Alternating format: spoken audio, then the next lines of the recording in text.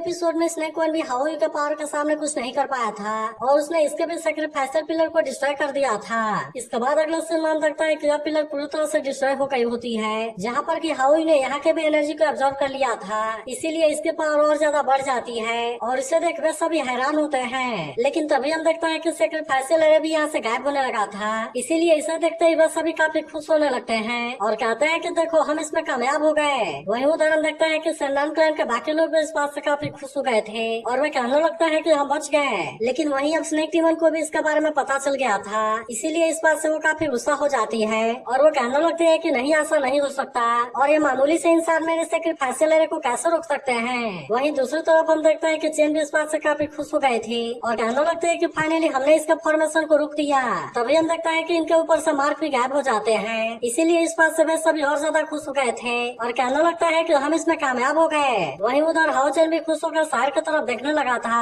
मगर वहीं हम देखता है कि स्नेक डेमन इसमें किसी भी तरह से फेल नहीं होना चाहती थी, इसीलिए वो कहने लगते हैं कि नहीं ऐसा नहीं हो सकता क्योंकि अब सवेरा होने में केवल 1.5 घंटे का टाइम बचा हुआ है और इसीलिए मैं सन मून गॉड के नेस्ट को एब्जॉर्ब करने के लिए केवल 1 कदम दूर हूँ। अब इसीलिए वो डिसाइड करती है कि वो इसमें किसी भी तरह से कामयाब होकर रहेगी क्योंकि उसके तुरंत बाद ही वो प्रमोट हो जाएगी और फिर उसके बाद से कोई भी उसके सामने कुछ नहीं कर पाएगा। फिर हम देखता है कि वो इसके बारे में सोचकर काफी गुस्सा होने लगती है और कहती है कि मैं इसमें किसी भी तरह से नहीं हार सकती और अब इसीलिए हम देखता है कि उसने अपने कल्टीवेशन को भी सेक्रीफाइस करने का डिसाइड कर लिया था। इसके बाद हम देखता है कि वो जैसे यहाँ पर अपना ब्लड गिराती है तब इसके वजह से आग की पावर फिर से एक्टिवेट होने लगती है, जिसने की सेक्रीफाइसर लेने को भी फिर से एक्टिवेट कर दिया था। मगर वही हम देखता है कि हाउस और उसके साथी को भी इसके बारे में पता चल गया था, इसीलिए इस बात से वे सभी काफी परेशान हो जाते हैं और कहने लगता है कि ये फिर क्या हो गया। मगर वही हम देखता है कि हाउचन को पहले से इसके बारे में अंदाजा था और इसीलिए वो कहता है कि ये तो होना ही था। लेकिन तभी हम देखता है कि स्नेक डेमन अपने किसी और पावर का भी यूज करने के लिए रेडी हो गए थे,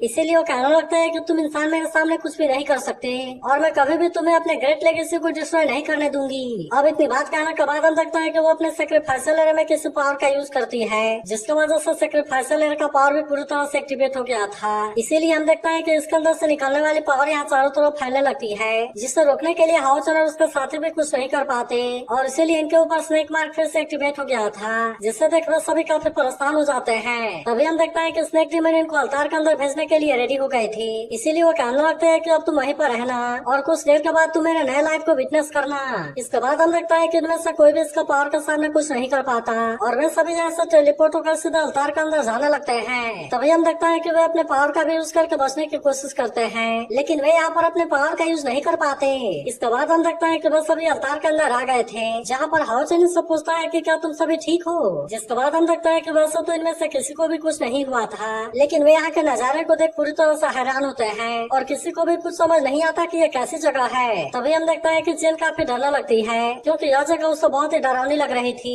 और इसीलिए वो शहर के पास आकर कहती है कि हमें यहाँ से निकलने के लिए जल्दी से कोई रास्ता खोजना चाहिए। तब इसके ऐसे बात सुनकर शायर इसे शांत कराती है, लेकिन अब हाउचन को समझ में आ गया था कि वे अवतार के अंदर आ गए हैं और यहाँ पर किसी चीज की वजह से हमारी स्पेशल पावर बैन हो गई है। तभी लिंक्सन कहता है कि आते समय मैंने सैक्रिफाइसर लेयर को देखा था और ऐसा लग रहा था कि वो फिर से ऑपरेट हो रही है। तब इसके बारे में सुनकर हाउचन इस बात से परेशान होने लगा था और कहता है कि स्नेक डेमन ने सैक्रिफाइसर लेयर को रिपेयर करने के लिए अपने कल्टीवेशन का यूज किया होगा, लेकिन ऐसा करने की वजह से उसकी कल्टीवेशन लेवल 8 में ड्रॉप हो गई होगी और इसके बारे में मुझे सीनियर होली सोल ने पहले ही बताया था। फिर हाउचन इससे कहता है कि हम केवल इसी तरीके से उसे हरा सकते हैं, जिसके बारे में सुनकर वे सभी भी इसके लिए रेडी हो गए थे। लेकिन हम देखता है कि सवेरा होने में केवल 20 मिनट का टाइम बचा हुआ था और इसीलिए हाउचन इससे कहता है कि हमें जल्दी यहाँ से निकलना होगा। लेकिन तभी हम देखता है कि सिमासियन पहले से इस काम में लग गया था क्योंकि वो अपने लाइट हैमर का यूज करके यहाँ पर अटैक कर रहा होता है, जहाँ पर हम देखता है कि कोई बैरियर से रोक रही थी और इसीलिए वो समझ जाते हैं कि यही चीज उन्हें अपने स्पिरिचुअल पावर को यूज करने से रोक रही है। लेकिन वहीं हम देखता है कि स्नेक डेमन को जिंदा छोड़ने वाली नहीं होती,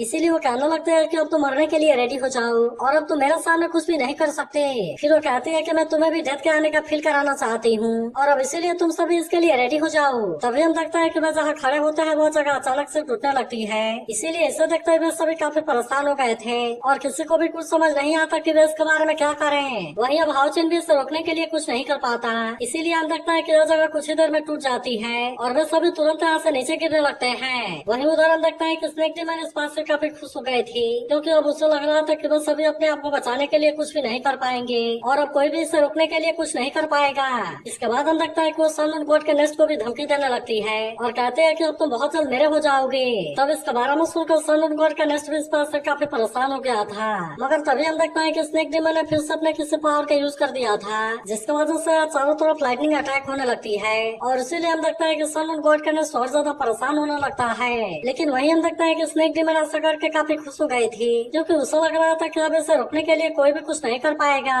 मगर तभी इसी बीच हम देखता है कि डाली यहाँ पर आ गया था, जो कहने लगता है कि अब तो कुछ ही देर में सवेरा होने वाला है, लेकिन अभी तक भी वे यहाँ पर क्यों नहीं आए। इसका अलावा हम देखता है कि इसका स्वॉर्ड ने भी कोई रिस्पॉन्स नहीं दिया था, इसीलिए इसके बारे में सोचकर डाली और ज्यादा परेशान होने लगता है और कहता है कि सिस्टर तुम जल्दी करो। वही उदाहरण देखता है कि वेंग्यू अपने लोगों को समझाने की कोशिश कर रही थी, जहाँ पर वो इनसे कहते हैं कि तुम मेरे ऊपर यकीन करो, क्योंकि हमें जितना जल्दी हो सके फेथ का पावर को समन करना होगा और अब हमारे पास में ज्यादा टाइम नहीं बचा है। लेकिन इस पर एक आदमी कहता है कि अगर हमने फेथ का पावर को समन किया तब इसकी वजह से हमारी लोकेशन एक्सपोज हो जाएगी और इसीलिए हम इसमें फेल हो गए तो क्या होगा। तभी बाकी लोग कहने लगता है कि तुम डाली को मारने के बाद यहाँ पर क्यों नहीं आई, क्योंकि ब्राइट मून स्वॉर्ड का यूज करने के लिए केवल फ्यूचर किंग ही एलिजिबल है और इसीलिए हम देखता है कि वे इसे अपना किंग बनाने के लिए बिल्कुल भी रेडी नहीं होते और कहता है कि हम इसके लिए बिल्कुल भी प्रॉमिस नहीं कर सकते और हम तुम्हें किसी भी कीमत पर अपना फ्यूचर किंग बनाने के लिए रेडी नहीं है। मगर तभी हम देखता है कि वेंग्यू इस बात से गुस्सा हो गई थी, इसीलिए वो इनसे कहते हैं कि सबसे पहले तुम शांत हो जाओ, क्योंकि फ्यूचर किंग का हेल्प करने के लिए यही टाइम है और इसीलिए अगर तुमने मेरी बात नहीं मानी तो सेनान क्लैन का कोई भी फ्यूचर नहीं होगा।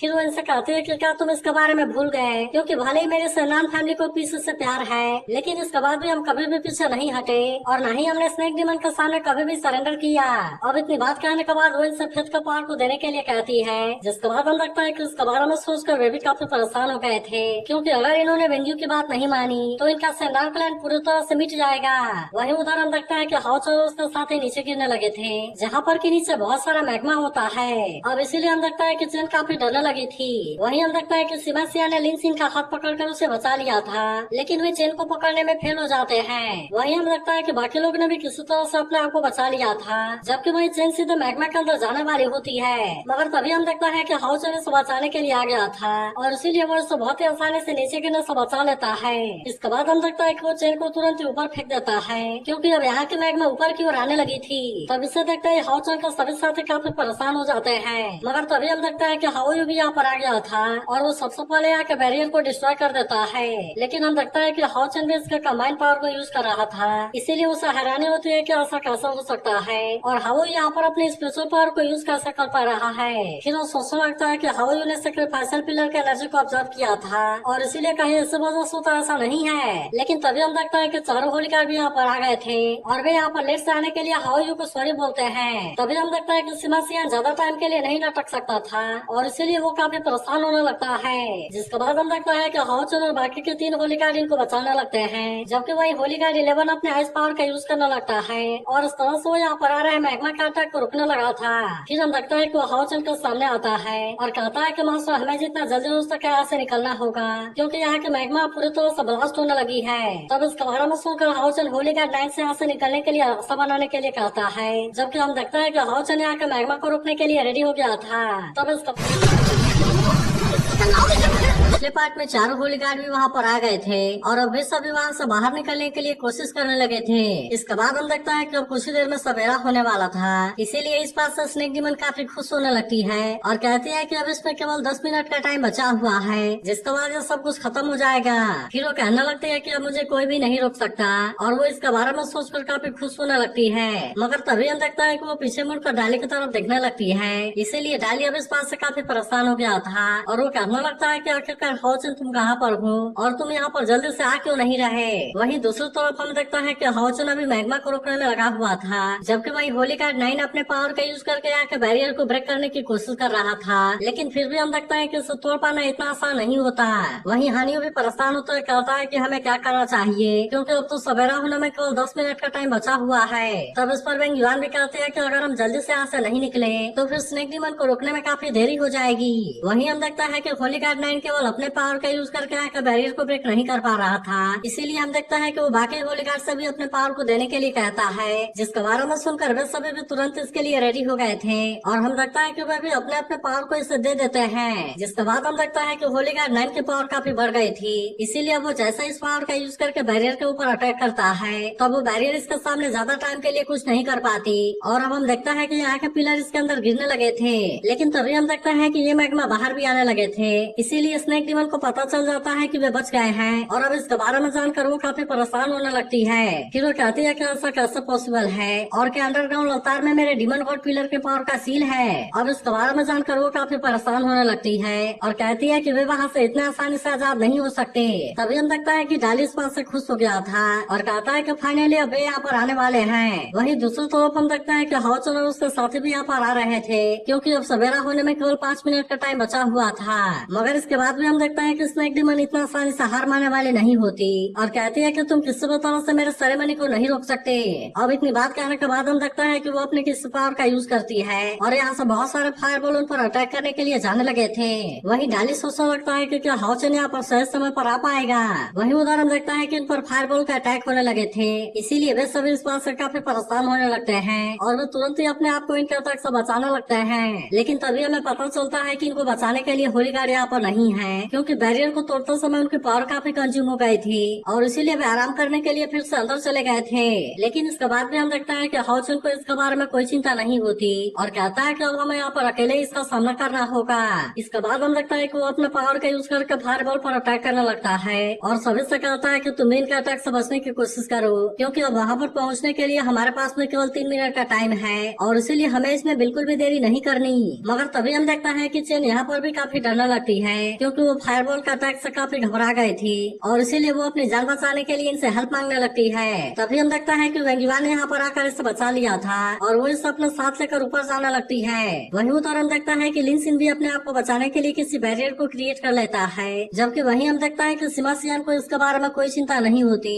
और कहता है कि मैं तो इस थ्रिल के लिए रेडी हूँ और मैं भी देखता हूँ कि फायरबॉल मेरा क्या कर पाते हैं। लेकिन तभी हम देखता है कि लिनसिन काफी परेशान होने लगता है क्योंकि अब सवेरा होने में केवल 1 मिनट का टाइम बचा हुआ था और इसीलिए उसे समझ में नहीं आता कि वे इसके बारे में क्या करें। मगर वहीं हम देखते हैं कि स्नेक डीमन काफी खुश हो गई थी और कहती है कि अब तो सवेरा होने ही वाला है और कहती है कि मैं जैसे अपने फॉर्मेशन को एक्टिवेट करूंगी मैं सन मून गॉड के नेस्ट को निकल जाऊंगी। अब इसीलिए हम देखते हैं कि उसके बारे में सोचकर वो काफी खुश होने लगती है। लेकिन तभी डाली कहने लगता है कि हाउचन तो अभी तक भी यहाँ पर नहीं आ पाया इसीलिए ऐसा लगता है कि मुझे इसे रोकना होगा और हम देखता है कि वो तुरंत ही अपना स्वॉर्ड का यूज करके स्नेक डीमन पर अटैक करने के लिए चला जाता है। इसके बाद हम देखता है कि उसे अपने जान के बारे में भी कोई चिंता नहीं होती क्योंकि वो अपने फादर के मौत का भी इससे बदला लेना चाहता था। मगर तभी हम देखता है कि स्नेक डीमन ने इसे देख लिया था इसीलिए वो तुरंत अपने पावर का यूज करके इस पर अटैक कर देती है जिसके सामने डाली कुछ भी नहीं कर पाता। फिर वो कहती है कि अगर तुम यहाँ पर आ भी गए हो तो क्या हुआ क्योंकि तुम अब मुझे रोकने के लिए कुछ भी नहीं कर सकते। और अब इतनी बात कहने के बाद हम देखते हैं कि वो अपने पावर का यूज करने लगती है और इस तरह से इसने अपने सेरेमनी को स्टार्ट कर दिया था। इसके बाद हम देखता है कि स्नेक डीमन काफी खुश होने लगती है और कहती है कि आखिरकार मेरा ग्रेट मोमेंट आने वाला है। लेकिन वहीं डाली चाहकर भी इसे रोकने के लिए कुछ नहीं कर पाता और इसीलिए वो कहने लगता है कि अब इसमें काफी लेट हो गया। वहीं हम देखता है कि स्नेक डीमन ने अपने सेरेमनी को स्टार्ट कर दिया था लेकिन तभी इसी वक्त हम देखता है कि हाउचन यहाँ पर आ जाता है और वो तुरंत ही अपने पावर का यूज करके स्नेक डीमन पर अटैक करने के लिए चला गया था। मगर हम देखता है कि स्नेक डीमन ने अपने पावर का यूज करके इसे बहुत ही आसानी से रोक लिया था और इसीलिए हाउचन इसके सामने कुछ भी नहीं कर पाता। मगर इसके बाद भी हम देखता है कि वो इतना आसानी से हार मानने वाला नहीं होता इसीलिए वो फिर से अपने पावर का यूज करके अटैक कर देता है जहाँ पर कि स्नेक डीमन इसे रोकने के लिए कुछ भी नहीं कर पाती। मगर फिर भी वो हंसते हुए कहते हैं कि तुम यहाँ पर आने में लेट हो गए हो क्योंकि मेरी सेरेमनी तो स्टार्ट हो गई है और इसीलिए तुम चाह कर भी इसे रोकने के लिए कुछ नहीं कर सकते। फिर वो कहते हैं कि सन मून गॉड का नेस्ट अब मेरा हो जाएगा। मगर तभी अचानक से हम देखता है कि यहाँ पर कुछ होता है और उसके फॉर्मेशन यहाँ पर रुक जाती है। अब इसीलिए हम देखते हैं कि स्नेक डीमन इस बात से काफी परेशान हो जाती है और उसे कुछ भी समझ में नहीं आता कि उसका फॉर्मेशन अचानक से रुक क्यों गया। लेकिन तभी हम देखते हैं कि ये डाली के पास वाले पावर की वजह से हो रहा है क्योंकि सेंडान कलन के लोग आखिरकार वेंग्यू की बात मानने के लिए रेडी हो गए थे इसीलिए वे सभी अपने फेथ वाले पावर को रिलीज करने लगते हैं ताकि वे इसका यूज करके स्नेक डीमन को रोक सके। वही डाली कहता है कि स्वॉर्ड के सीक्रेट पावर टाइम को रोक सकती है और अब इसीलिए तुम सेंडान फैमिली के गिफ्ट को देखने के लिए रेडी हो जाओ क्योंकि पास में तुमने जो भी किया है तुम्हें उसकी कीमत चुकानी पड़ेगी। तभी हम देखते हैं कि हाउचन के सभी साथी भी यहाँ पर आ गए थे जिसके बाद हाउचन स्नेक डीमन से कहता है कि अब तुम मरने के लिए रेडी हो जाओ जाओ। और हम देखते हैं कि वे सभी इस पर अटैक करने के लिए जाने लगे थे, मगर अभी भी हम देखते हैं कि स्नेक डिमन को इनके बारे में कोई भी चिंता नहीं होती और वो तुरंत अपने पावर का यूज करके इन पर अटैक करने लगती है। लेकिन वहीं उधर हम देखते हैं कि हाउच और उसके साथी भी अपने आप को बचाने लगे थे, जहाँ पर हाउच इससे कहता है कि डाली इस पावर को केवल 10 मिनट के लिए रुक पाएगा और इसीलिए हमें जितना जल्दी हो सके स्नेक डिमन को मारना होगा। जिसके बाद हम देखते हैं कि वे सभी इसकी बात मानने के लिए रेडी हो गए थे और वहीं लिनसिन अपने बैरियर का यूज करके विंग यूआन को बचाता है, मगर वहीं हम देखता है कि सार स्नेक डिमन के पास में पहुंच गई थी, जहाँ पर कि अब उसमें बिल्कुल भी देरी नहीं करती और वो तुरंत अपने पावर का यूज करके स्नेक डिमन पर अटैक करने लगती है। तभी हम देखता है कि हाउचन भी उस पर अटैक करने के लिए रेडी हो गया था, जहाँ पर कि वो अपने होली लाइट स्लैश टेक्निक को एक्टिवेट कर लेता है और अब इसका यूज करके वो स्नेक डिमन पर अटैक करने के लिए रेडी हो गया था।